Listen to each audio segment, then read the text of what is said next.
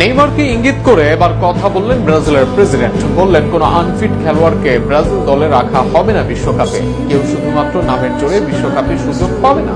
বিশ্বকাপে সুযোগ পেতে হলে হতে হবে পূর্ণ সুস্থ, খেলতে হবে নিয়মিত। আরো থাকছে প্রতিবেদন। সাম্প্রতিক ম্যাচে জোড়া গোল দিয়ে নিজের সামর্থ্যের জানান দিয়েছেন নেইমার জুনিয়র। দীর্ঘদিন চোটে ভোগার পর মাঠে ফিরে তার এমন পারফরমেন্স ভক্তদের মাঝে আশার সঞ্চার করেছে। তবে এই পারফরমেন্সের মাঝেই নতুন করে আলোচনা এসেছে বিশ্বকাপ স্কোয়াডে তার জায়গা পাওয়া নিয়ে অনিশ্চয়তা।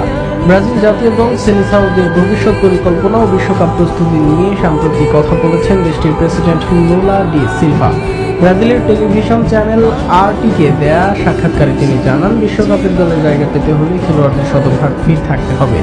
শুধু বড় নাম বা অতীত সাফল্যের ভিত্তিতে কাউকে বিবেচনা করা হবে না।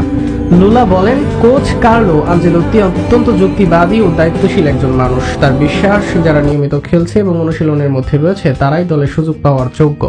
কোচ কঠোর হলে খেলোয়াড়রাও নিজেদের দায়িত্ব সম্পর্কে সচেতন হয় বলেও মন্তব্য করেন তিনি। প্রেসিডেন্টের এই বক্তব্য কাকে ঘিরে তা ফুটবল মহলে খুব একটা অজানা নয়। একের পর এক চোটে বিপর্যস্ত নেইমারকে নিয়ে আগেও সতর্কবার্তা দিয়েছিলেন আনচেলত্তি।